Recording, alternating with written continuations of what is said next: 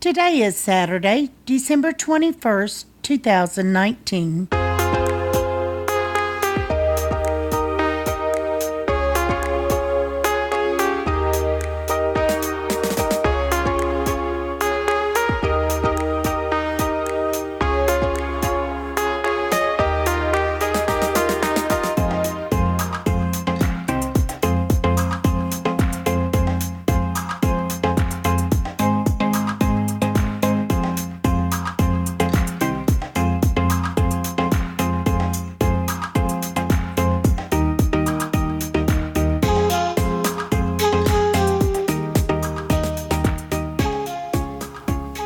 Welcome to the Survivor Fans Podcast. I'm Joanne. And I'm Stacy. And this is the listener feedback show for the finale of Island of the Idols. I believe that rituals are important. Okay. And part of our end of the season ritual, I guess the end of the season ritual, is to have a last listener feedback show.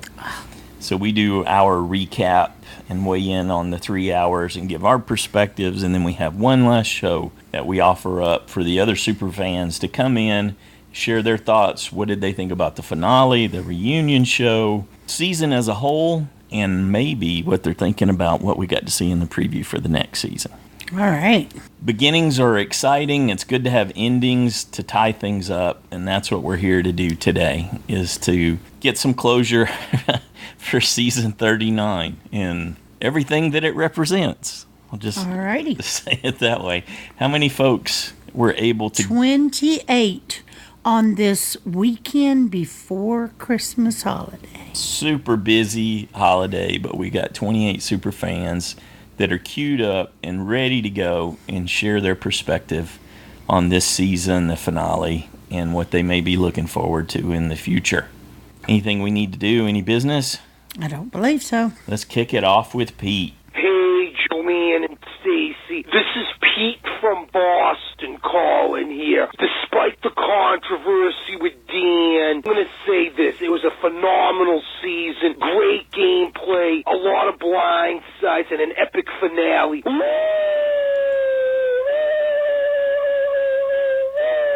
I am very glad Tommy won. All the crazy things that have happened this season, Tommy, though, a very good winner, and I'm glad he won. You know, I'm a teacher, too, so you know what?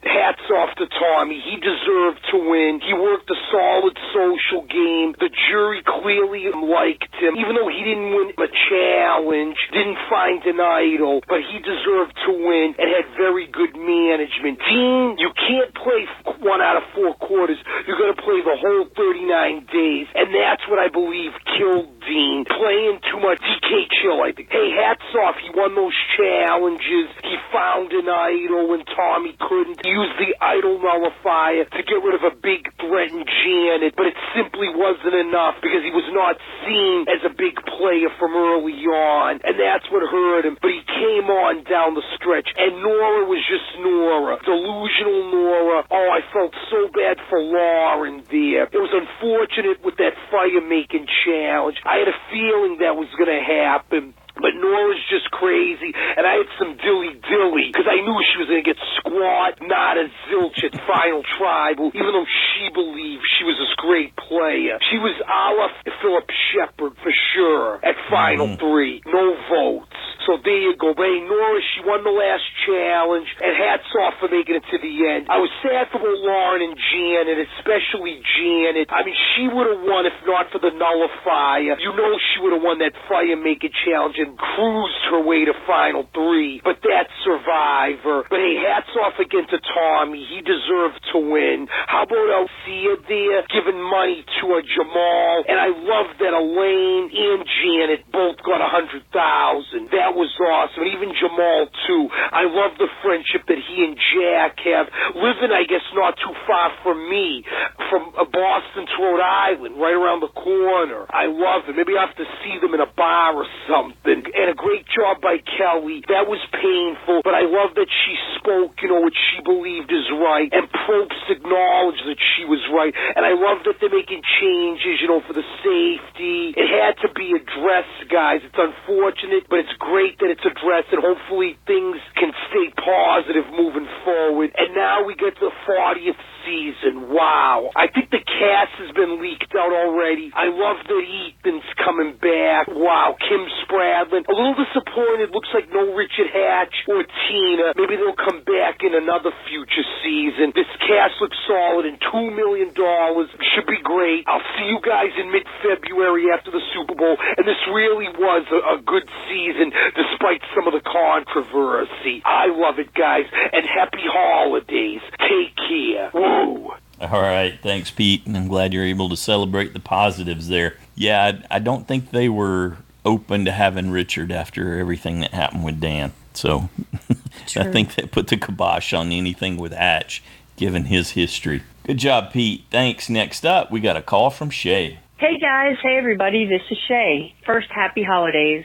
And second, oh, my gosh. This season has been so up and down, but I personally was not disappointed even a little bit in the finale. It was exciting, and it was interesting, and it was funny. My husband and I early on decided we were rooting for Nora for no other reason than we wanted to see the look on the jury's face when they made the mistake of asking her a question and her going on 3-minute spiels. We couldn't wait, and that's what happened. It was so funny. I felt bad for Tommy telling Dean about the hint, but he told him, and Dean did what I think any other survivor at this point in the game would do, look for it himself and keep it. And to be honest, I thought every one of them had a good story to tell the jury, including Nora. I think she just went on too long and became confrontational. Literally, she was making good points, and there were people who were nodding yes and smiling, and then just kept going, and then when they had to tell her to stop, she got upset and started getting snippy, and I just like you said, I think that's where she ruined it for herself, if she had a chance at all. But I think Dean came on hard late in the game. Yeah, okay, and I think what he said is a strategy to just keep your head down low, be agreeable, don't show off any of your skills, and then when you get rid of most of your competition, start kicking butt and taking names. And that's exactly what he did. I mean, other people have won that way, I'm certain. I mean, I've watched every season. And so I thought he had a really good story to tell. But then Tommy came back and made a really good point. And that was, he didn't need to win immunity. And he has never needed an idol because he was always aware of what was happening and how to prevent himself from being voted out. He knew who had what. It was really good. I mean, it just depends on what you value in the game, I guess. I mean, Dean had all the toys, and Tommy had all the info. It was, well, except for the info on that last idol, right? But it was just so good, and I thought that they handled the reunion a lot better than I thought it would be. I was a little bit thrown. My husband said, oh no, there's the last controversy of the show for the season when Sia gave Jamal $15,000 and then the two women $100,000. I mean, it would have made sense if Jamal got $15,000 and they both got like $25,000, or if Jamal had gotten $50,000 and those two got $100,000. That would have made so much sense. But to give him $15,000 and then jump so high for the two women and said he could hear it now. Oh, how come Jamal only got $15,000? Because he's a man? I was like, yeah, I guess that's probably going to happen. I haven't seen anything about it, though. Cannot wait to hear what everybody else has to say. I'm really hoping it was enjoyable for everybody. We had a great time watching it. Really going to miss your show as much as Survivor. I always do. I just am so excited that it's all starting back up in 2 months. Oh, speaking of starting back up, I am so excited about next season. There were people I actually forgot about when they were showing the preview. I was like, oh my gosh, that's right, that person won. I'm really excited, and I think it's going to be a great show for you guys to recap. I'm excited about Survivor. I'm excited about your show. I love your show, by the way. I have tried other Survivor shows, and I can never listen to more than an episode. I always just go back to yours. You're the only one I actually have downloaded all the time. Thank you for everything you do. Everybody have a great holiday. Be safe out there. Bye. All right. Thanks, Shea. We appreciate that. That's sweet of you. Next up, we got an email from Nathan in Portsmouth, Virginia. Hello, everyone. Overall, I think the final episode was solid considering all that happened this season. It was predictable, as most of us seemed to predict that Tommy would win, but it wasn't a bad episode.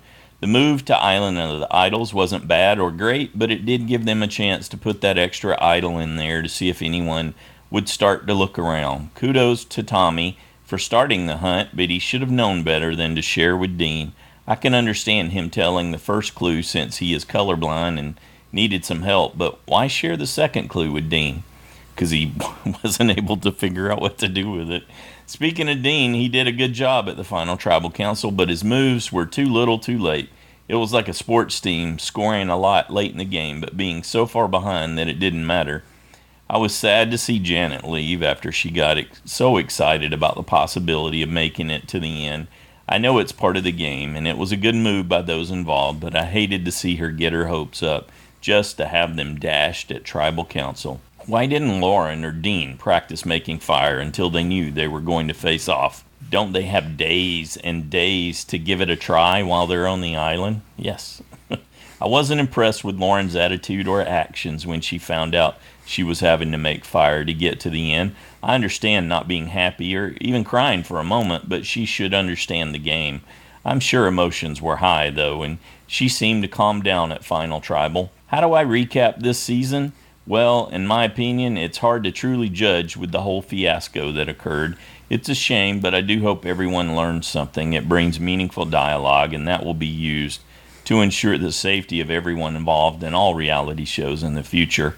About Rob and Sandra, I don't think it added tons to the show, but I didn't hate it either. I will admit that I liked hearing some of their input during tribal councils. I know others have mixed feelings about their comments at tribal, but I enjoyed their banter. Merry Christmas and happy holidays to everyone. Thank you to everyone who participates in this podcast community. A huge thank you to Joanna Stacy for another great season. I look forward to being back for season 40. I think it'll be a lot of fun. All right, thanks, Nathan. Good job. Next up, we got a call from Christiana. Hi, Joanne and Stacy. This is Christiana from Boston. So in terms of the results of this season, Island of the Idols, overall I found it very predictable. I originally had the exact vote-out order for my JSFL, but I had no chance of winning, and I just had this gut feeling, even still, that a woman was going to win, most likely Lauren, but maybe Janet, based on a couple of editing pieces, one of which was the conversation between Rob and Sandra that was referenced in one of the podcasts last week, and so I changed it up to have Lauren winning. Obviously, that didn't end up happening, but overall, I thought Final Tribal Council was really good, but I still find Tommy very average. Clearly, relationships and information were his game, and he did well in that, but I didn't find him strategic or making big moves kind of like he claimed he did. I feel like the people who were the strategists were the people that were voted off early post-merge, so Kelly, Jamal, Missy, and even some people before the merge as well. So that's that. Puts a bow tie on this season. I thought the reunion was fine. The segment with Kelly, I think, went maybe as well as it could have. Jeff being very apologetic and stating, you were right, we did the wrong thing, we are changing it. And I give Kelly a lot of credit, because I'm sure that was incredibly nerve-wracking, as she said a number of times, to speak for not only herself but so many other people, and to really rehash this trauma really that happened at this point, like over a year ago, based on when the filming happens versus when the reunion happens. So that's that. I am ready to move on to season 40, Winners at War. Extremely excited. Not extremely excited for the Edge of Extinction portion, but I agree that I think to get people to come back, they must have been, there's going to be a twist where you can stay on and have another chance, and every single one of them is going to stay on. Who is going to give up? Especially with all these incredible players, they're going to have to save face by waiting the entire game, and then just literally every single person will be on the jury, which will be a cool exchange when it happens. But I'm curious if there's going to be a Jabik for that, because of course we're not judging these people by their covers, but I would love to hear people's insights right off the bat. I feel like Sandra definitely must be threat number 1, Rob number 2, maybe Amber as like a 2A as an extension of Rob, and then 3 Parvati. Yeah, I feel like those top 3 people are going to be gunning for them heavily. And I'm curious, in terms of the tribes that you both brought up, there's some interesting pairings. So if those are in fact the tribes, that has Jeremy and Natalie Anderson on the same tribe, and Sarah Lucina and Tony on the same tribe, which would be an interesting choices, as they've played together before and both at one point were in alliances with one another. But yeah, I'm super excited. But looking forward to what everyone has to say about the 39 finale, as well as looking to season 40 in February. Happy holidays, everyone, and I will talk to you next year. Bye. All right. Thanks, Christiana. Yeah, this season and 40 were filmed 6 months ago, back in, I don't know if it started in March. Was it March, April, and then June, July, something like that? More than 6 months. Yeah, in any case, earlier this year, the people who have to wait the longest are the 40, obviously, for for their season to show up. And we don't, when we've got an all-returnee season, that's true, we don't call it Jabbick, because it's not the first impression. We call it the on-the-grill episodes. We put them on the grill and roast them. We grill them up, talking about their past performance and trying to use that as a predictor for what we can expect. But they're in the going to upcoming have to season. shake their games up, you know? Yes, They can't play the same game they won with. absolutely correct. Well, except for Sandra, she did, kind of. So her game was I the think same. everybody's forgetting how she got shut down in her last appearance, but No, we're not forgetting. you just don't want to reference it. No, Okay, it's it's going to just- happen again. Okay. She's going to get sidelined again. You think, huh? Yeah, yes.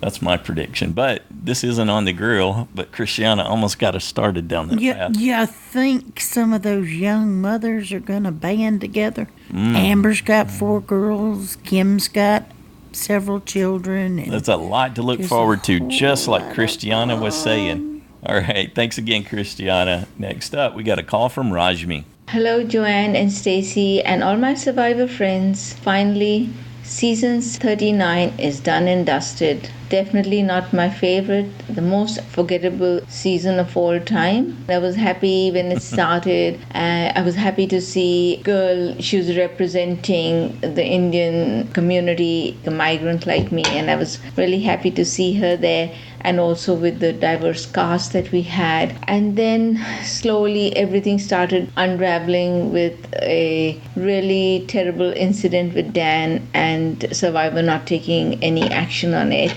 Along with that, sexual harassment, there was also the ill treatment of Karishma, which was really hard to watch. And in spite of anything, I've been watching Survivor for so long, but this treatment and the behavior of the cast members towards her was on the brink of bullying. So that's what I could understand after seeing that. And please don't get me wrong, in my job before I retired, I was a harassment contact officer in the government department for almost 18 years, and I have heard and spoken and seen a lot of that kind of behavior. So that was that. Towards the end of it, I was glad that at least Dan's behavior was acknowledged by Jeff, and that was done quite openly, and they're going to take steps to amend that. That's great. I also went back and had a listen of my own Jabbick show, and I was glad because I had chosen the 3 ladies I had chosen. One was Karishma, who was my sentimental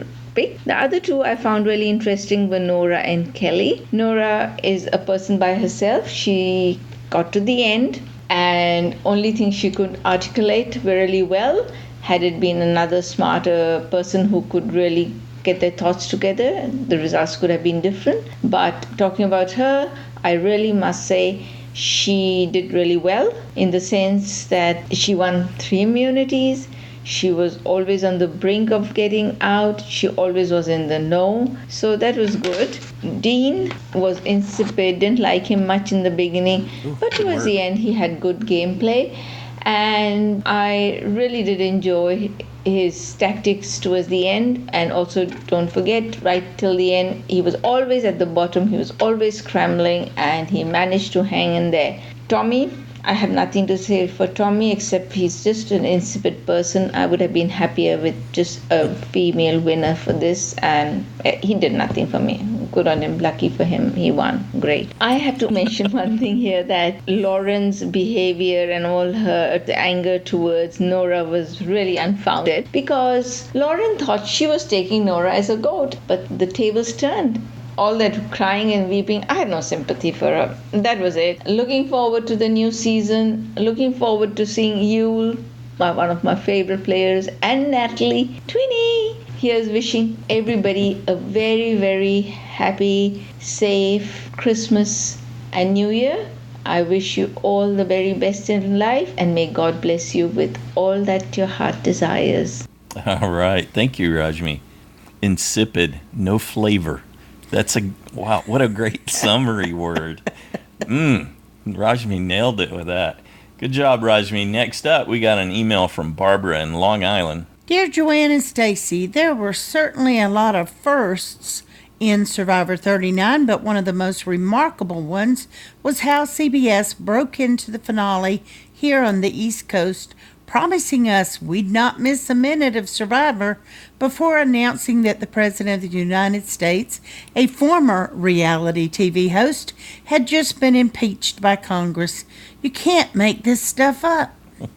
Funniest part of the episode was when Nora, the goat, won final immunity and tortured the remaining contestants before revealing that she was taking Tommy, who everyone else knew was going to win Survivor. Nora was so much fun all season. She made me laugh every time she appeared on screen. Final Council was a delight. In fact, most of the season was pretty entertaining, except for, well, it's like that old joke. Other than that, Mrs. Lincoln, how did you like the play? I'm looking forward to the weirdest season of them all, 40. And it's been said before, thank you, Joanne and Stacy, for every single thing you do for this ragtag, wonderful community of Survivor fans. See y'all in February of 2020. All right, thanks, Barbara. Up next, we have a call from Sandy. Hey guys, this is Sandy from Atlanta. I know if I don't actually, while I'm out here walking the dog in the stinking freezing cold, if I don't do my feedback now, I will never get it done. So just like my picks, yeah, I completely forgot. I am so on autopilot sometimes it's scary. Okay, loved the episode. Very proud of the way CBS and Jeff Probst handled it. I thought I was very satisfied. Much more than I thought I would be. Now, I was not so thrilled with Tommy winning. Tommy who? I don't know. I just didn't feel satisfied. But maybe I was just distracted. Should I go back and rewatch the whole season and just say, ignoring all the rest of it? Maybe the way it should have been edited. The only other thing I just thought was a hoot is, did anybody notice as they were leaving their camp and going to the Island of the Idols, and they're trudging with all their stuff from the boat to the shore, and Nora's got a plant? What is she taking? Is she taking a housewarming present?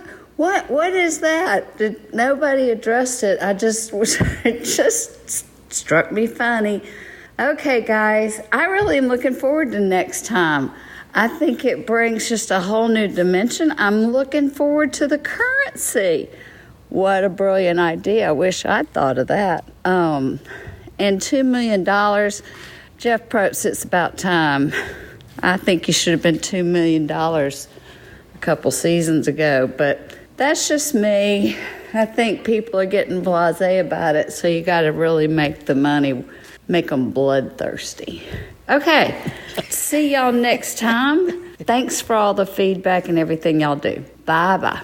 All right, thanks, Sandy. Next up, we got a call from Kim and Cameron. Hey everybody, this is Kim and Cameron calling with the finale feedback. Generally speaking, I did not love this season. I do not love Tommy as a winner, and I don't love some of the other stuff that happened.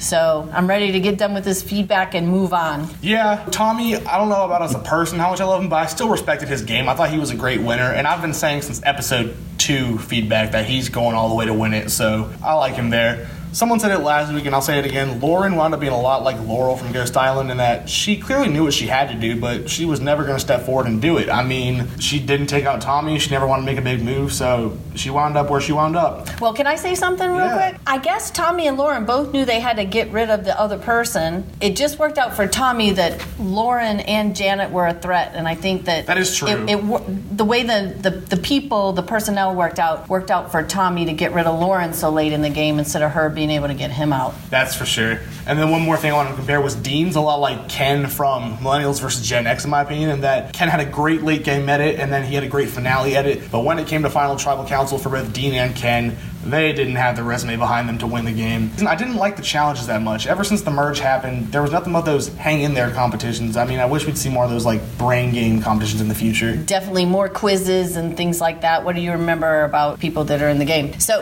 JSFL. I was doing really great in JSFL. In fact, I was 1 point out of first place at one point. But I'll tell you something, that USB 24, that is really, really important. It comes to bite you in the end for sure. I had a good finale run apparently. I'm not quite sure how the scoring works with the Final Five, but according to Kim, I was like 30 points ahead of her because I almost got the Final Five perfect aside from Janet and Lauren swapped. Yes, and I got the Final Five perfectly in backwards order because I was voting my heart and not my head. Yeah. Island of the Idol, I felt was a kind of a dud, and I don't need to see it again. Me neither. It was just TV time for Rob and Sandra, just setting up next season, as we see now. Mm-hmm. So the Final Tribal Council, Nora just kind of gave up. She had no will to win. She was just kind of saying, thanks for letting me get here, guys. She even said, I want to take these two guys and let them fight it out. She gave up. Dean did good till he didn't. I think, Stacey, you said that. Yep. The way the votes worked out, I guess Aaron and Elizabeth were just a lot closer to Dean than we thought. I mean, they were Lyra since day one, so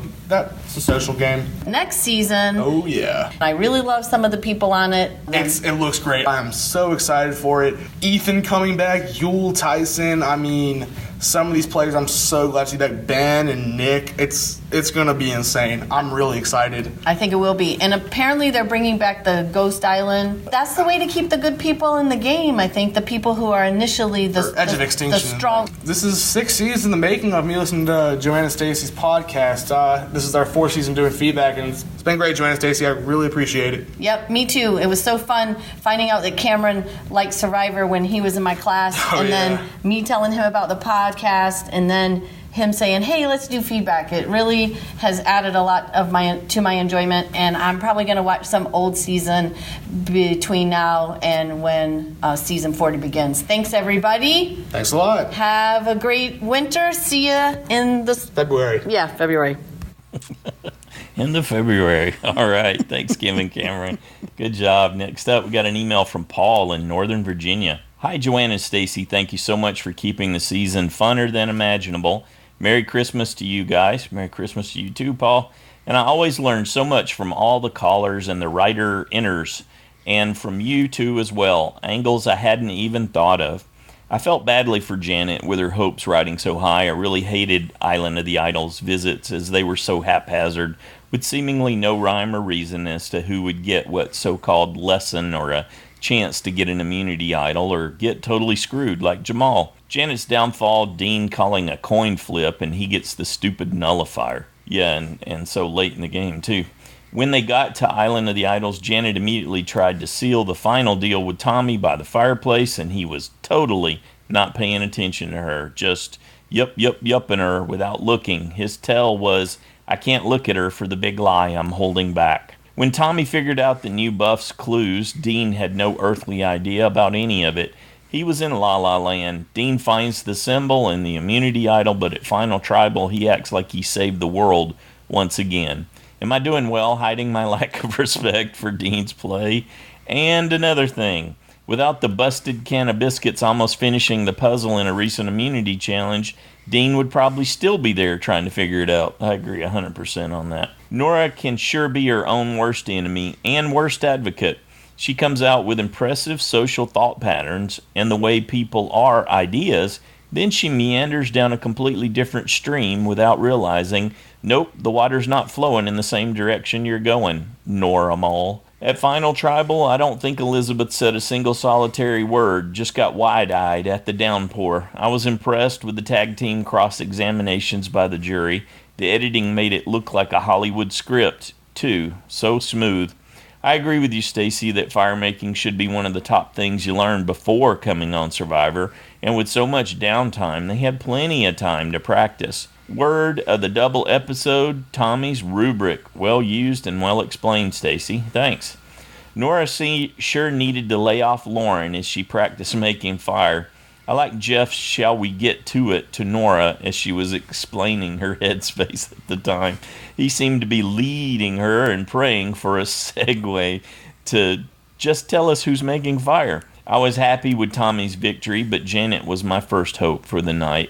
I'm glad they gave Kelly some time and for the honest-to-goodness apology from Jeff and new rules going forward. I'm glad you pointed out, Stacy, that Dean learned to appreciate what he's got from the experience, and sharing your experience in the Philippines and seeing deprivation. I lived overseas for 22 years of 30 in the Air Force, and in 36 countries I've lived in, visited, or worked in. The world can be such a cruel place. The poorer the population, the bigger the smiles, it seemed. Anyway, for upcoming season 40, I'm for Danny Boatwright or Kim Spradlin. And isn't this Boston Robs? I can't stand his Boston accent, as I grew up with the same thing as a New Englander. 6th or 7th season to play. But I do love Pete from Boston's Woos. You guys are amazing, and I'll miss hearing y'all's voices as well as your team stand-up routine for the next 6 or 7 weeks. Thank you. Thank you, Paul. Good job, buddy. This is Rob's 5th. This will be his 5th time playing, yeah. He didn't play this season, so yes, he was on there. Quite the advantage to be out there, though. I wonder if that was part of some package deal. Next up, we got a call from Sophie-n-Leila. Hey guys, this is Sophie and Leila. We are currently in Denver, Colorado. We have a 6-hour layover until the next flight to London, so it's going to be, 9 hours? We are tired. I slept an hour and a half last night and I managed to watch Survivor. It was great. I think it was good. The only thing was we turned it on and a silly recording went straight to the final 3 tribals. Oh, sadly I knew that Lauren was out, my USB, and Janet was out, Caleb's USB, but it was still a really good episode, apart from Nora, who's absolutely nuts. Poor thing, she didn't even get 1 vote. Actually, I was rooting for Dean more than Tommy. Right? What about you, Layla? I think the challenges were really hard, but I do think Dean was playing a good game, and in the end, I kind of wanted him to win more than the teacher, because the teacher didn't do too much as Dean did and play as many big moves. Yeah, he didn't really have as much passion as Dean, I thought. And Dean was really gutsy, which made it really entertaining. And the challenges, Nora won, which I was. The challenge was just ridiculously hard. I was kind of surprised because Nora is usually really hyper and jumpy, and so she had to be really still. That's true. And then the other one where Janet was just shaking so much, poor thing. Oh yeah. I think the best thing was the Sia reward. Yes. Oh, I screamed when I found out that Janet also got $100,000. Yeah, she deserved it. Along with Elaine, and I was glad that Jamal got something as well. So that's about it. I'm glad it ended okay. It's not a great season, but I don't know, it was okay. It was good, but I think it was different from all the other seasons, but I'm excited for next season. Yeah, and it'll be good.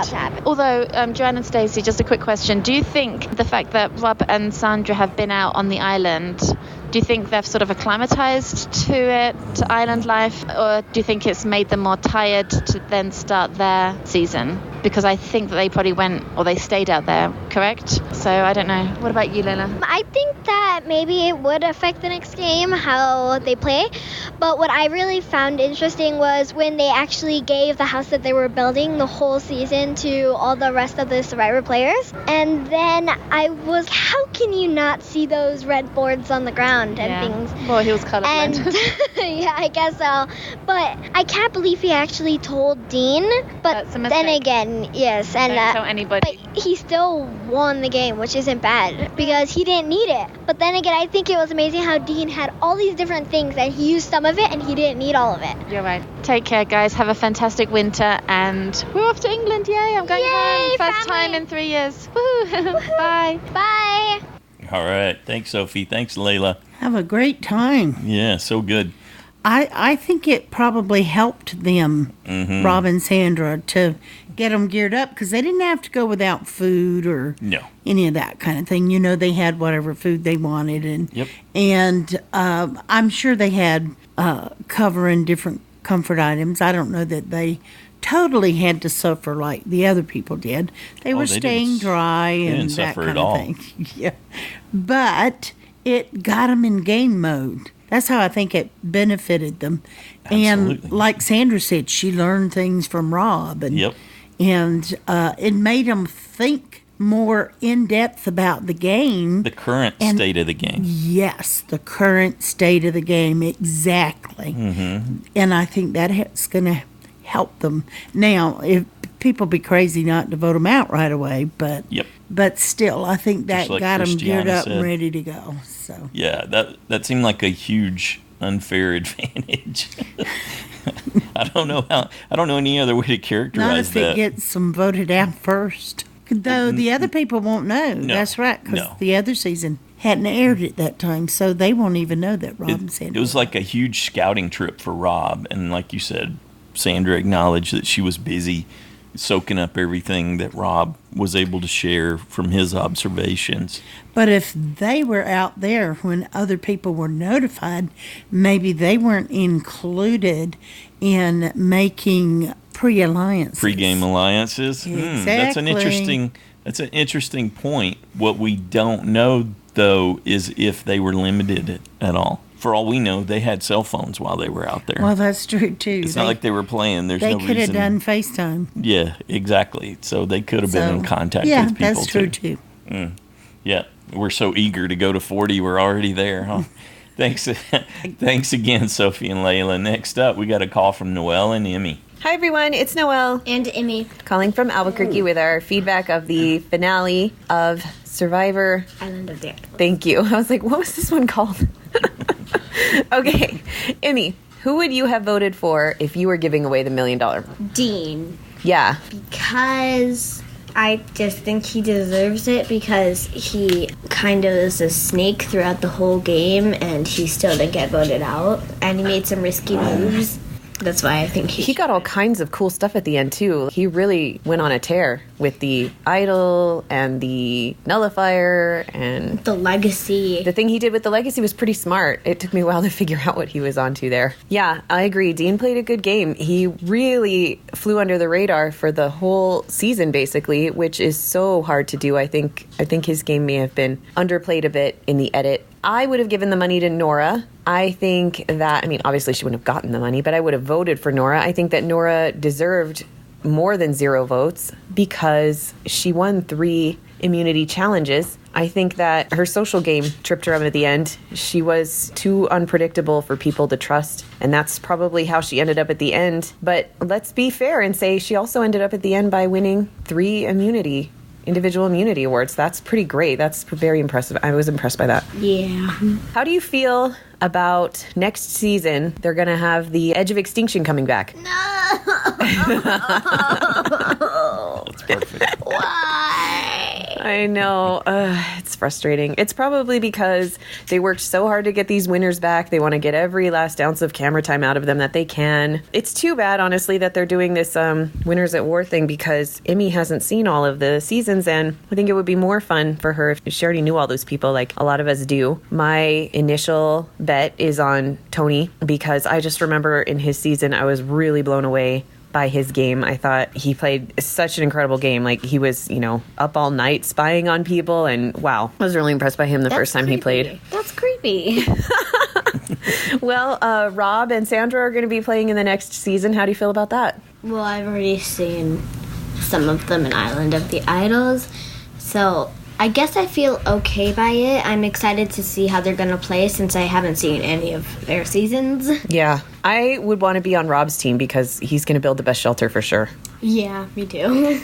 Everybody have a Merry Christmas. Thank you to everybody who helps make this podcast twice a week. It's really helped us cope with the ongoing season. I kind of wish that they had edited Dan out of it entirely, but it is what it is, and everybody have a Happy New Year as well. Merry Christmas. Bye. All right. Thanks, Noelle-n-Immie. Okay, Immie, you've got almost 2 months. You better get to it. Yeah, I'm thinking, Noelle, catch up those seasons. Yeah, you need to get a schedule together for Immie here. At a minimum, have her go back and watch Pearl Islands. It sounds like she hadn't had the Rupert experience in Sandra's first season. The build-up for Boston Rob for me was never that interesting. All right, Noelle, you got some work to do. Good job, guys. Next up, we got an email from Elizabeth from Charlottesville, Virginia. Hi, Joanne and Stacy. I only wrote in today to say one thing. You both said that Lauren should have spent time learning how to make fire when she was on the island, which I agree with. Then you said that she should have spent time learning how to make fire in the 18 years she spent dreaming about being on Survivor. I just want to say that Lauren did practice fire making before she came on to the show. While she was crying and talking to the camera, she said, "I practiced before I came, but that's not enough." I know that she said something along those lines, and I really wanted to tell you guys. Okay. I know that whoever does not practice fire making on Survivor is dubbed an idiot, but from what Lauren said, I don't think that she should be treated like one. Should she have practiced on I like the that island? You put the sweetness in your voice there. Oh, absolutely. But at least she practiced at home. Sorry, I didn't give any opinions about the finale. It wasn't my favorite, even though I liked Tommy. Thanks for this podcast, and I can't wait to hear the other fans' insight. All right. Thanks, Elizabeth. I can tell you from watching her, she didn't learn anything from whatever tiny amount of practice. And you can feel the air quotes That there. wasn't the point. She did. Okay, that was The not point Elizabeth. was she practiced. She said You've had that your she say. did. Let Elizabeth have Okay, hers. let's let Elizabeth have Thank hers. you, Elizabeth.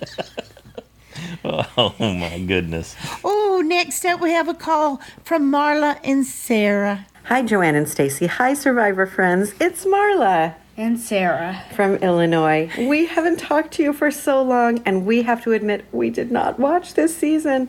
We have the whole thing on our DVR, so hopefully over the holiday break we'll sit down and watch it all and have a big binge, which would actually be really fun. We wanted to wish you all happy holidays. Yeah, happy holidays. And I just wanted to share something with you real quick because a lot of you might remember us from the podcast in previous seasons. When we first started calling the podcast, Sarah was an adorable third grader. And I don't know if you as an adult feel this, but I don't feel like I ever get very much older. On the other hand, Sarah is going to high school in the fall. Are you excited about it? Yeah, I'm very excited. She's very excited to go to high school, and I know that that makes us all feel old, which isn't very nice for this holiday season. Anyway, we hope you are all well and feeling young. We are very, very excited for next season. That one we will not miss. And we are so grateful to Joanne and Stacy for all you do, and we will both look forward to talking to you soon. Bye. Bye. Thanks, Marla and Sarah. Marla's young enough that she's just now getting to that realization. But looking at my nieces and nephews, that hit me many, many years ago. Uh-huh. It's like, what? But they were just kids. Thank you, Sarah. We understand your mom had to get you up out of bed on a Saturday. Oh, on a Saturday to morning. send that in. So we appreciate With your busy effort. schedule, too. But it's great to hear from you both. Great to hear your voices. Thanks for calling.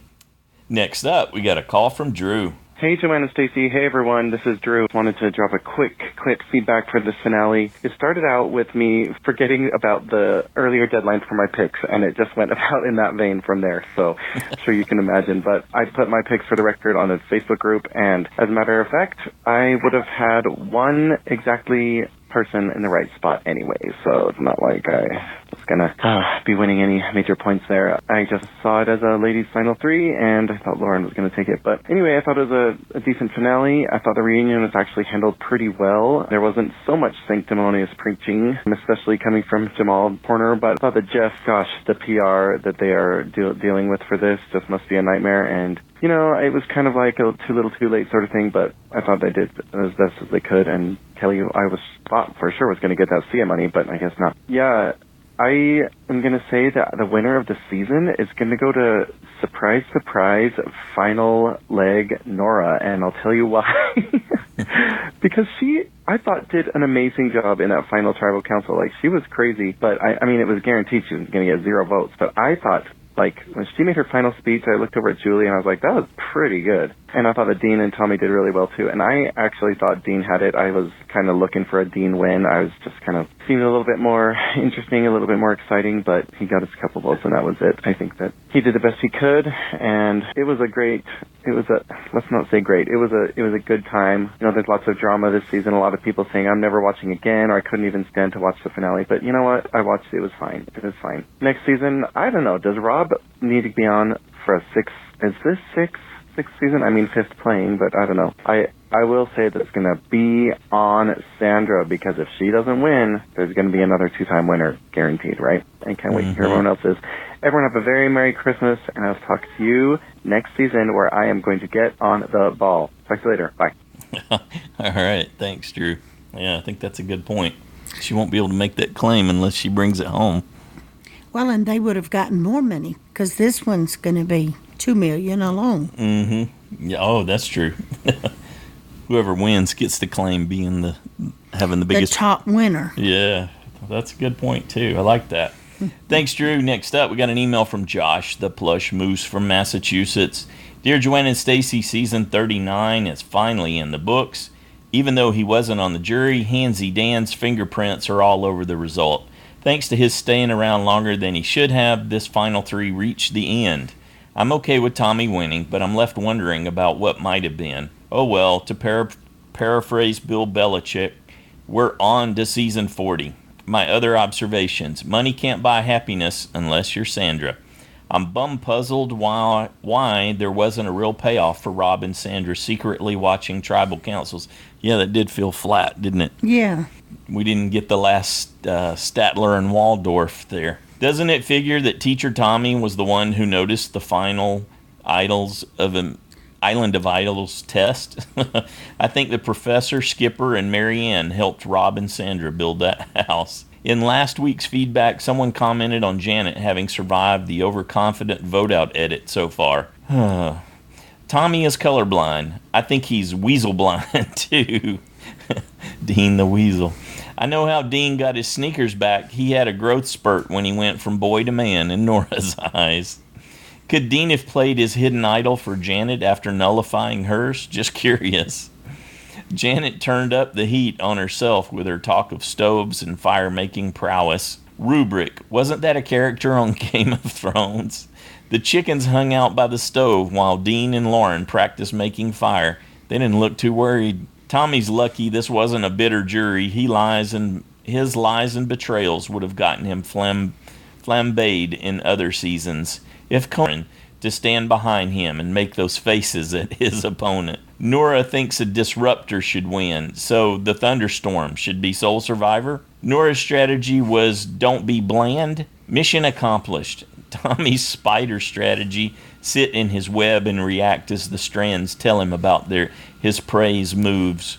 After being largely absent for most of the game, a player made a fourth quarter surge, got advantages, won immunities, made a few weaselly social moves, and got to the final three, but got no love from the jury. What a difference a season makes. CBS probably wasn't thrilled that Nora told everyone to be a peacock. I didn't even make the NBC connection on that. That's good. Sia was Jamal's, Elaine's, and Janet's secret Santa. I hope Dan's gave him lots of coal. Why did Jeff practically beg Kelly to vent at him? That just seemed weird. I hope that the only thing the season 40 cast tries to lay their hands on is the $2 million prize. I guess Trader Jeff's is expanding. Are fire tokens their version of bonus bucks? Here's hoping that Rob finds his new Philip in Tony Velachos. I'd pay to see that. Anyway, that's it from me for this season. Thanks, Joanne and Stacy, for all you do. Can't wait to hear what the other fans have to say. Happy holidays, everybody. See you next year. Thanks, Josh. Good job. Next up, we got a call from David. Hey, Joanne and Stacy. It's David in Pittsburgh. Well, season 39 went out with a whimper and not a bang, in my opinion. I had Laurel for the win, but like Janet, she stayed in her alliance with Tommy way too long, and that caused their downfall. I didn't exactly care for the way Tommy played the game, but I can't fault him. He won Survivor after all. It just didn't make a very exciting ending to a very challenging season. Luckily, Nora added comic relief, But as we saw, keeping her in the game led to one upset after the other. So, in the end, the one player who did not get to go to Island of the Idols or get advice from Marla-n-Sarah won Survivor. So that disproves the concept that Island of the Idols would help players in the game. I mean, hey, Marla-n-Sarah couldn't even pick the correct gender of the winner. I noticed in the finale that Jack wasn't there. Not sure why, but Dan wasn't there either. We do know why. But Missy and Elizabeth, I thought I was kind of disappointed in their decision not to be there, or I'm assuming they decided that, because I think that they could have made some repairs for their actions, but that was their choice. And I am looking forward to season 40 because I want to see some real strategic game playing. Unfortunately, I am going to be on a cruise to the Caribbean, my first time going to the Caribbean, and I'm going to miss the first 3 hours of Survivor. Nobody's giving me any sympathy about this, by the way, but I'm not quite sure why they moved up Survivor to its earliest starting time ever. But I think maybe they just want to forget season 39. So I'm going to wish both of you a relaxing break from your podcast and a great beginning to season 40. And until you hear from me again, I'll be eating coconuts and drinking mimosas and wearing a T-shirt and flip-flops and shorts. So have a happy new year and a happy season 40. And I'll talk to you when I get back. Thanks. Bye.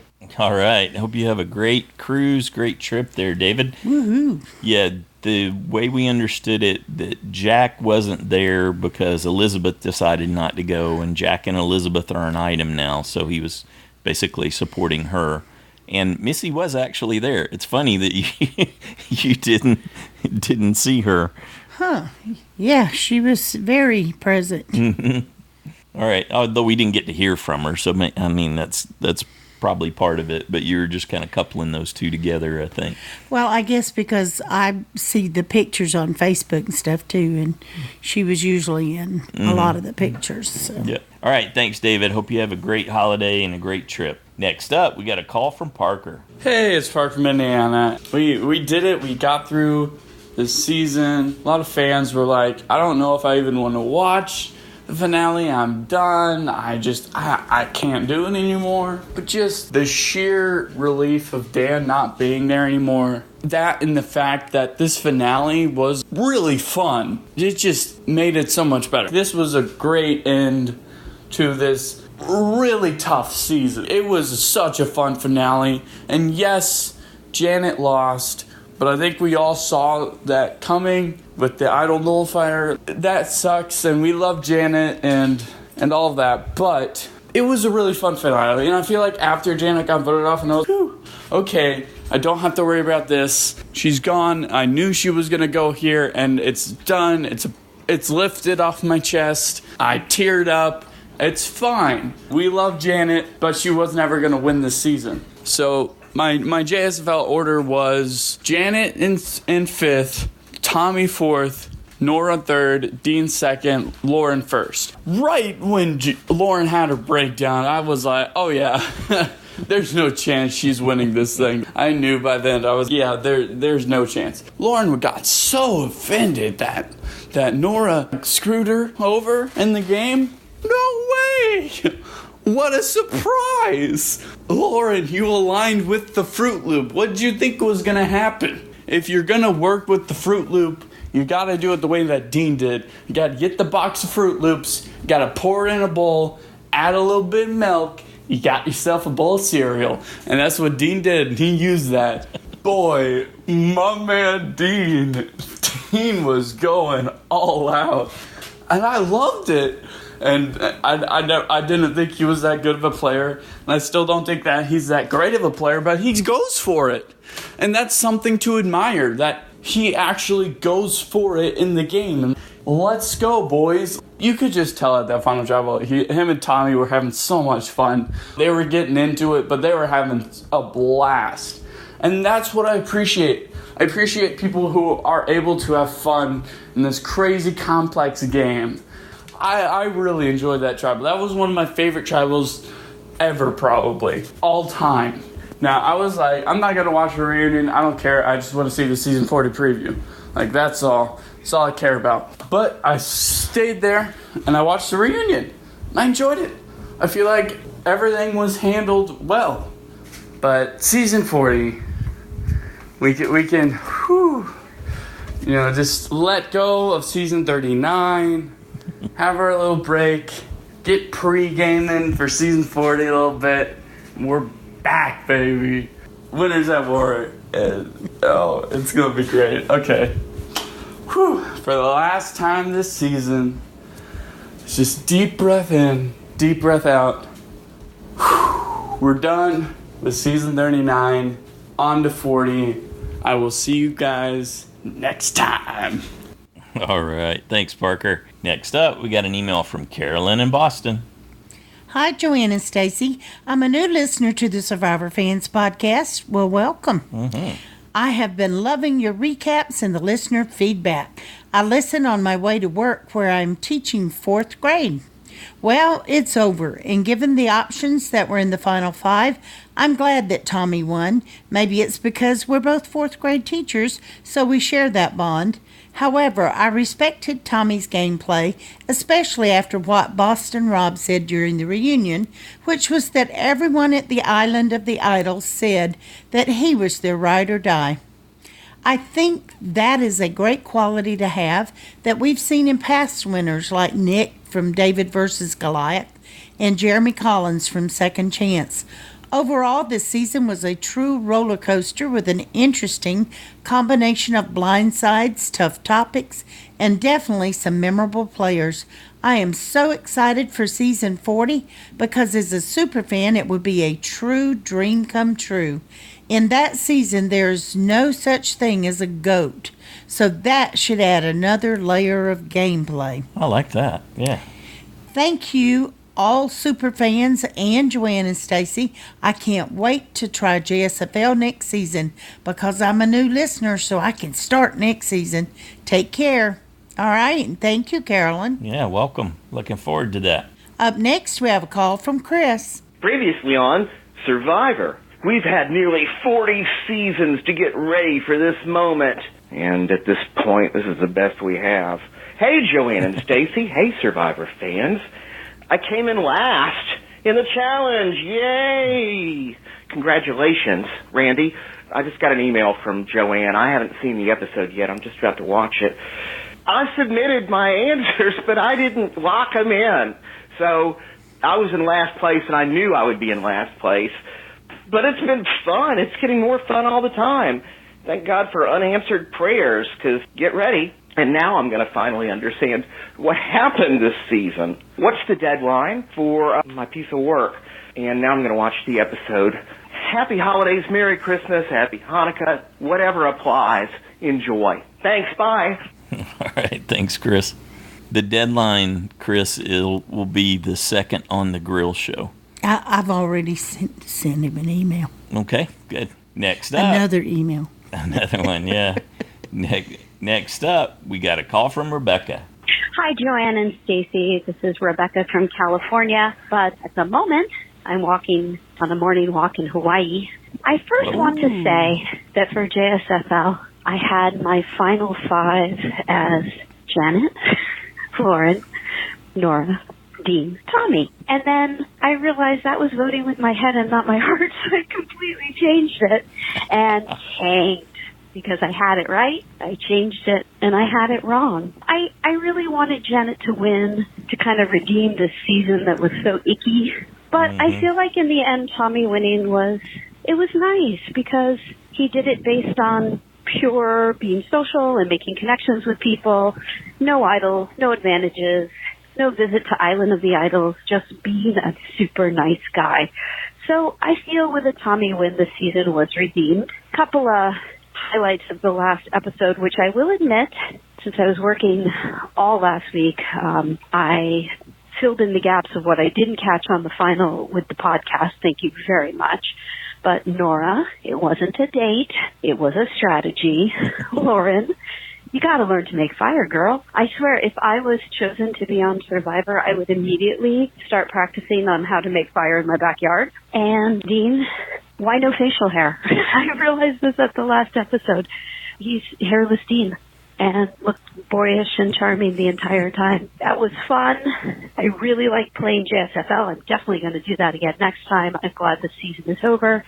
Definitely left an icky feeling to the point that it was hard to even leave feedback. It was upsetting. And I'm looking forward to season 40. Guys, thank you so much for this podcast. You bring such great joy to everyone. And I'll see you all in February. Aloha. All right. Thanks, Rebecca. It's unfortunate you're going to have to spend your holiday in Hawaii, but I'm sure you'll make do. Next up, we got an email from Jack in California. Hey, y'all Survivor fans. Well, we made it through another season together, and even though this season had its big issues and topics brought up, the finale was just okay for me.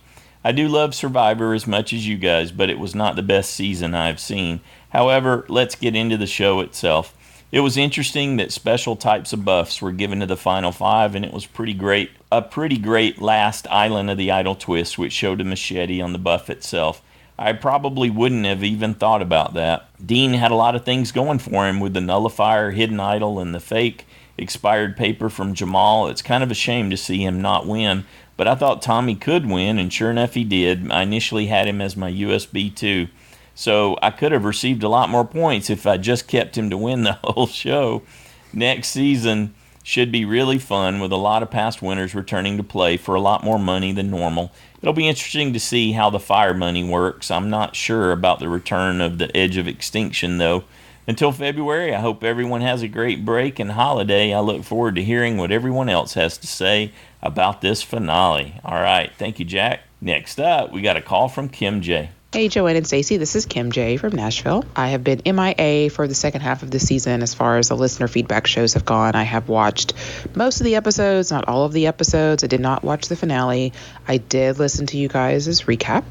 I'm happy for Tommy. It's cool that somebody won that didn't have any advantages. I would have much rather seen a woman win. I'm so tired of the fire making challenge, and I guess a woman will win one of these days. I'm just ready to move on from this season. Like Dalton Ross said in his season rankings, this just hasn't been fun. It's kind of taken me back to Thailand or All Stars when I just really did not enjoy watching Survivor and didn't really care what happened. And I don't like feeling that way. And so I'm excited to move on to season 40. I've been excited for season 40 for months and months and months. I'm so excited to see Yule back. And Danny, the only person missing from the cast that I would have loved to have seen was Earl, but I know he has some kind of like camp with kids during the summers, and so it just doesn't work for his schedule. But everybody else, I'm really excited to see. I think I'll be happy with just about anybody winning, with the exception of 1L, Michelle, or Ben. But I'm so excited. I can hardly contain myself. I woke up Wednesday morning just really blah about the season, and as soon as I saw that trailer on YouTube for Survivor 40, I was back in that mode to see Tony again and Jeremy, and I'm just so excited. And I can live with Edge of Extinction, and because if you're going to have Edge of Extinction, have it in a season where you have returnees, where you have a potential for a lot of spoilers. So I think that, it's okay. I'm fine with it. I'll be better with it if they have like 90-minute episodes all season, which they probably won't, but we'll see. I'm interested to see how this whole currency thing goes. I'm just excited for season 40, and I'm just ready to forget about season 39. I thought I really hated the ending of season 38 until this season happened. Remember the days when we thought that it was going to be overshadowed by Rob and Sandra? I miss those days. Anyway, thanks you guys for all that you do. Thanks for everybody who's contributed and pushed through this season on their listener feedbacks. I've listened to every single one. I just haven't really been a part of it, but I will be back in full force in February. Thanks, KimJ. Next up, we got a call from Kyle. Hey, Joanne and Stacey and all the Survivor fans at home. This is Kyle from Calgary, Canada, calling with some finale feedback. And this season as a whole, it started off pretty strong, but really ended on a sour note for me. The finale was kind of boring, and I'm sorry to say, but Tommy was the Survivor equivalent of bologna sandwich made on Wonder Bread. It'll get you full, but it's certainly not that satisfying. I am looking forward to season 40. Hopefully we'll see a return to form of some real classic Survivor, especially with some of these Survivor players. I'm already rooting for Wendell, so I'm looking forward to February to see what happens. I do want to say a heartfelt thanks to Joanne and Stacey for all you do. even with a season such as this, the Survivor Fans podcast really does increase my enjoyment of it, and it keeps me engaged. And also, again, all of the opinions, everybody's feedback of the Survivor fans, the super fans that call in, keeps me going on a Sunday when I'm folding laundry and cleaning the house. So I want everyone to have a great holiday season. Merry Christmas for those who celebrate, and to our friends down in Australia, stay safe. I know that things are a little bit crazy down there, so I hope you guys stay safe, and we'll talk to everyone in the new year. All right, for one last time, thanks. Bye. You made me hungry for a fried bologna sandwich with cheese, melted cheese on it. I used to eat that when I was a kid all the time. So you're saying sometimes bologna can be filling. Can be good and satisfying. If you grill it. You got to grill it. So you've got to have some flavor. It's got to be, it's got to have not some insipid bologna. Got to fry it up. Put a little cheese on it. All right. Thanks again, Kyle. Next up, speaking of Australia, we got a call from Jody. Hey Joanne and Stacey, it's Jody. Hi Survivor family. Wow, so we are through another season. I didn't understand why Rob and Sandra were not there to the bitter end, hiding in their wicker box at Tribal. I thought, oh, crikey, they've been there all this time.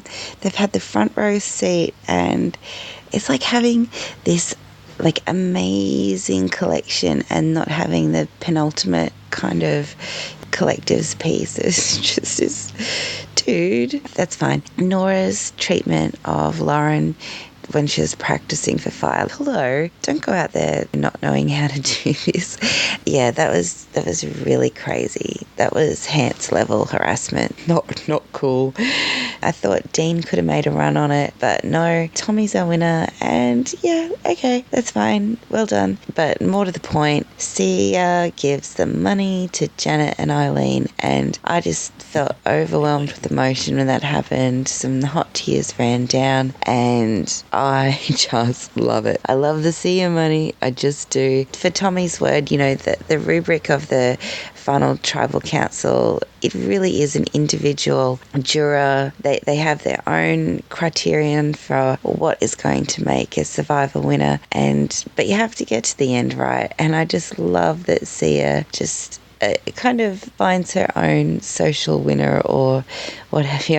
I love it. I think it's great. I have tried recording this like a dozen times already. Yesterday, my baby brother had his first baby, little girl, born yesterday, and my phone keeps blowing up right in the middle of everything. Tried to record it this morning, and I sound tired and like I'm in a wind tunnel, so hopefully this one comes out better because I have to go to work now and I am done. Stay safe over the Christmas holidays. Hopefully we're all in a great space in 7 odd weeks to come back together. Thank you, Joanne and Stacey, for everything that you do. I can't imagine how pressing this must be every week to get through, and you guys just do a top-notch job, and I love it. I just want to say hi and bye to all the new contributors.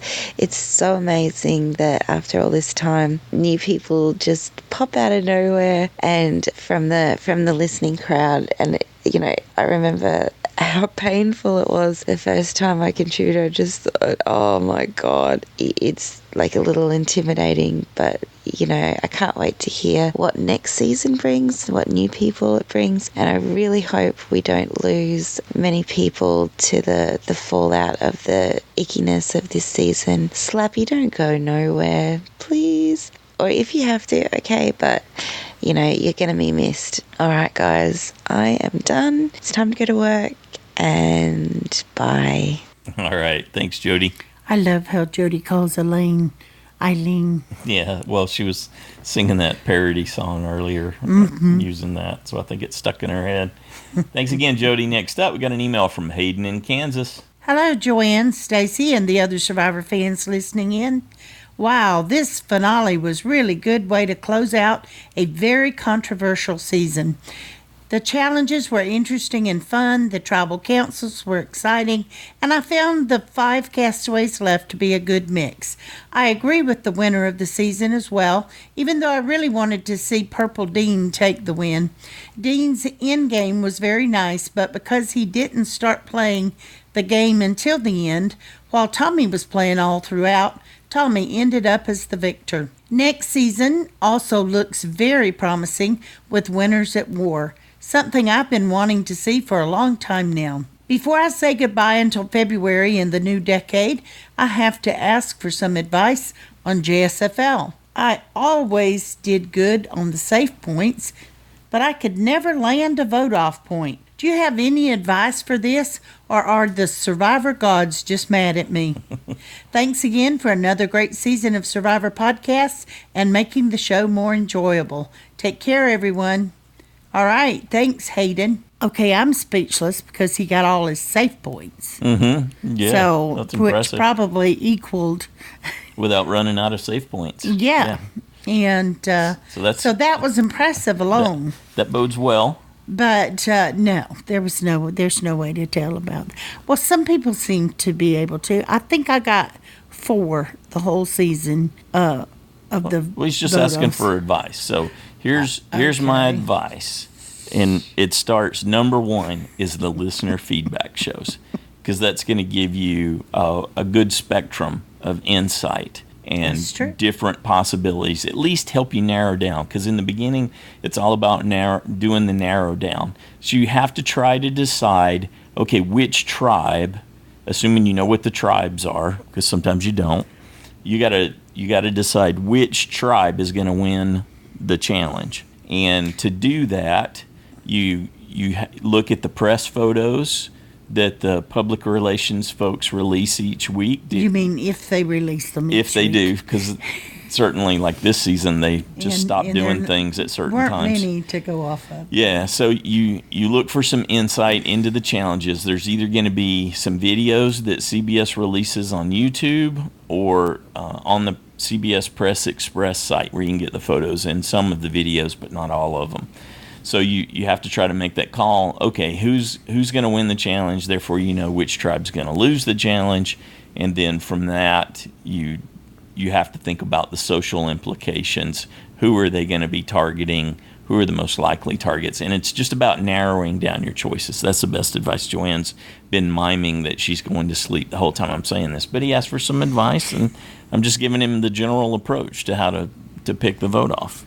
Do you agree with what I said? Oh, absolutely. Okay, there you go. And you should win next season having this advice. This secret advice. There you go, Hayden. Next up, we got a call from Jeremiah. Hello, Joanne and Stacy. Hello, Survivor fans. This is Jeremiah here with some thoughts about the finale of season 39 of Survivor. Overall, guys, I really enjoyed this episode. I thought it was a pretty solid finale. We had some great moments, some interesting gameplay, some funny moments. I love that whole stuff between Dean and Tommy. I thought the final 3 arguments were great. Questions were great. Yeah, it was really good. The editors even had me going there, guys. For a while, I started to think maybe Detective Dean was going to come back and win this thing. But, we wind up having Tommy as a winner. I know a lot of us kind of thought that's the direction they were going. Know that I, of course, had the final 5 right. You guys had the final 5 right. Apparently, a lot of people had the final 5 right, so it was a little more predictable maybe than we even thought. Although I have to admit, it's kind of nice going into that finale with only have to pick 5 instead of 6, right, guys? Tommy, winner, solid. Another example of how important social game is in this game. It's the most important thing you can do. He was a real old school winner. I mean, we haven't had this, according to Mike Bloom, since Denise, with no immunity runs, no hidden immunity idols, and no advantages.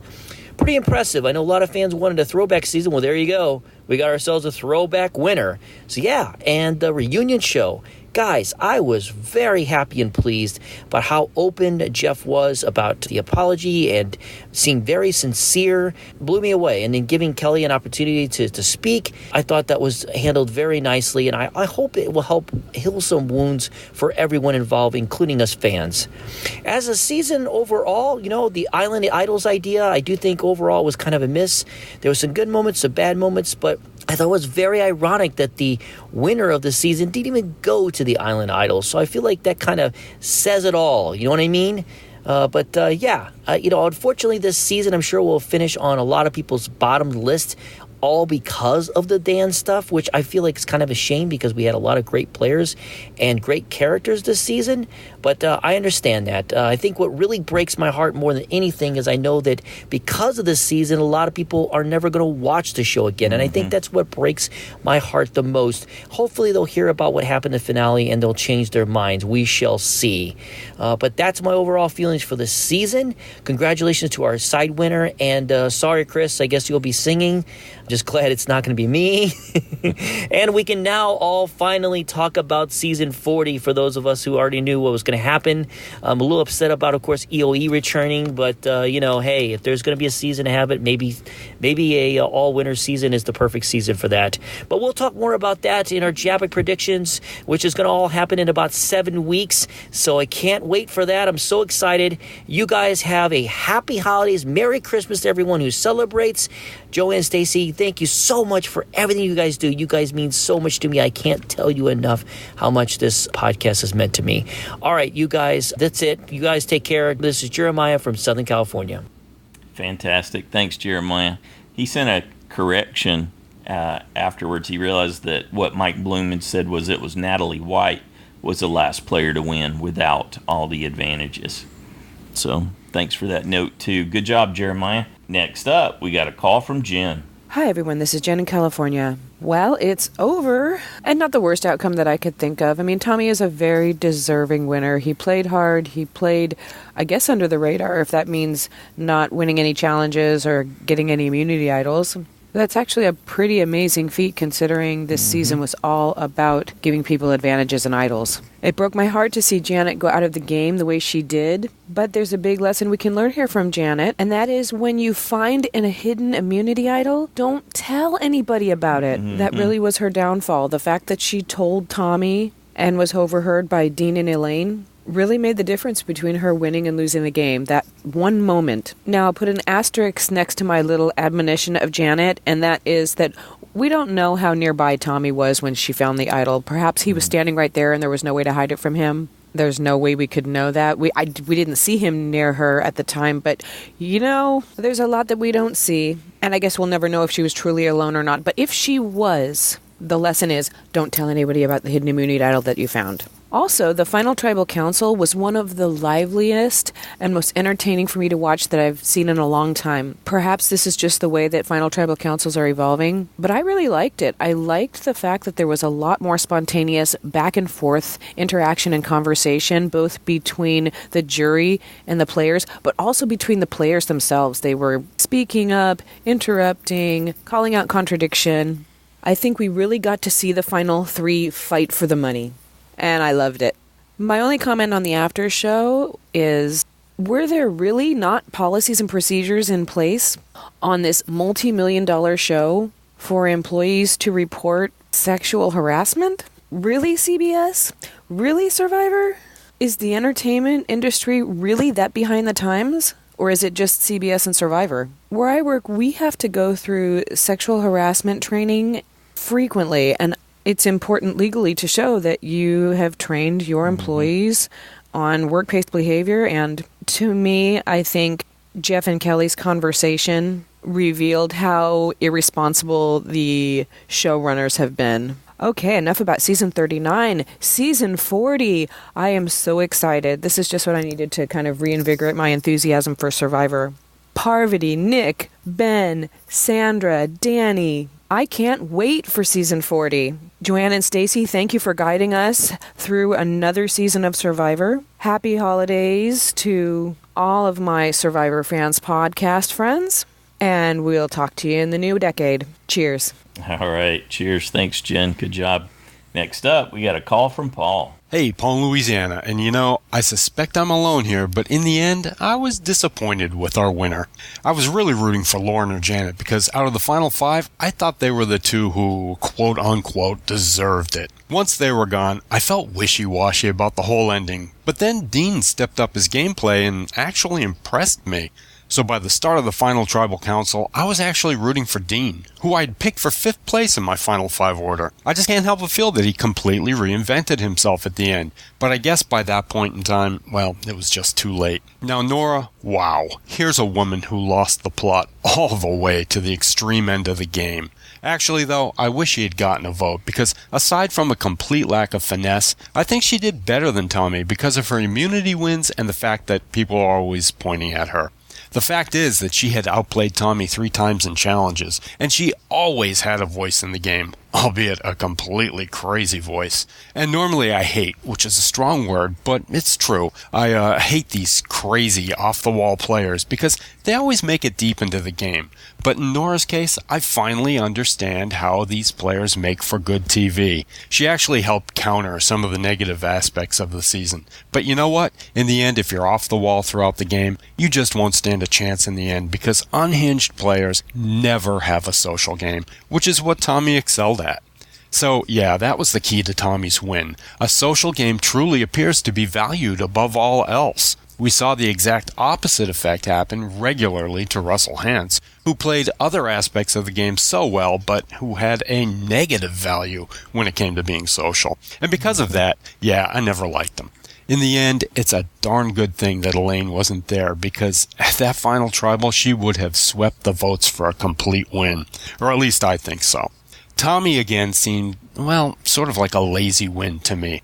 He was there and he was accessible, but that was all of it. And you know what? Maybe he won this season because he never got a survivor lesson from Marla-n-Sarah. Think about it. Vince might be agreeing with me here. So, in the end, this season started strong and ended with a fizzle for me. The whole Dan thing really did take the wind out of this season's sails, so I'm anxiously awaiting Season 40 to help get this bitter taste out of my mouth. Oh, and does anyone else remember feeling as though CBS had dropped the ball on promoting this season?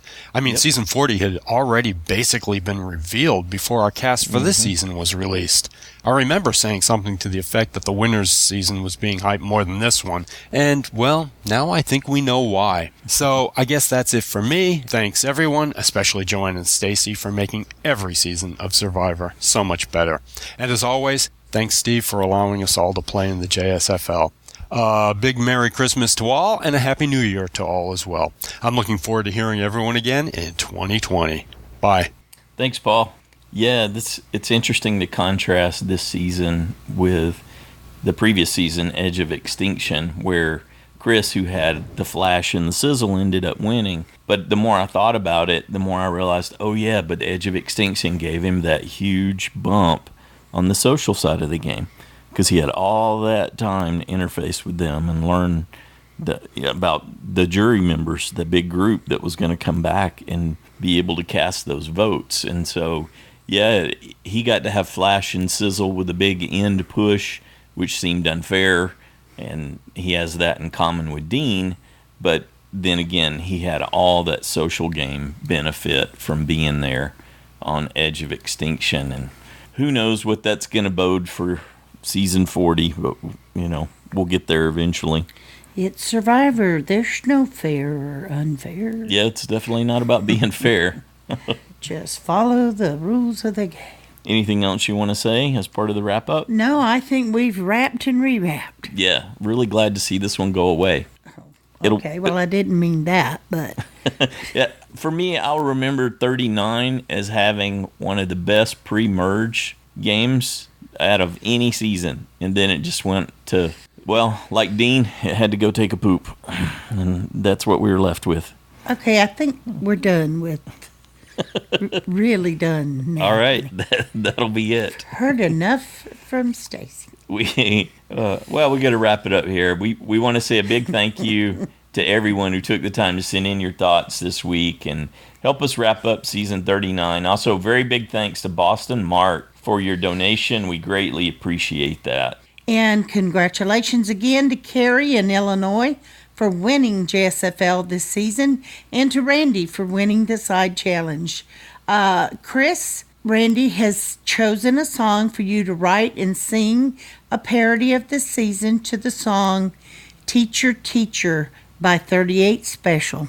That song has such a great chorus. I think I'm looking forward to what Chris will be able to do with that. I didn't remember it I had to go back and listen to it. Yeah, to I had to pull it up on Google and listen. Bring the tune back into my head. But I think the verses, the choruses, Teacher Tommy, yep, and his mommy, yeah, he's going to be able to do some really fun stuff with that. So we're looking forward to maybe an a cappella rendition or a karaoke version. Okay, that'll be up to Chris. I'm just listing different options. Good job, Randy. Yeah, I like that choice for sure. We want to say a huge thanks to Paul for the roster and the website logo for season 39. Awesome job as always, Paul. Also, a big thanks to Steve for all his work on JSFL and maintaining it all season and help us figure out the different special situations there. And a huge thanks to our shepherd, Jeremiah, who administers over on the Survivor Fans Podcast Fans Facebook page. Great job, all you guys, the supporting cast there. Happy holidays, everybody, and we'll see you back here in the new year for our On the Grill preview of the cast of Season 40, Winners at War. Have a good one.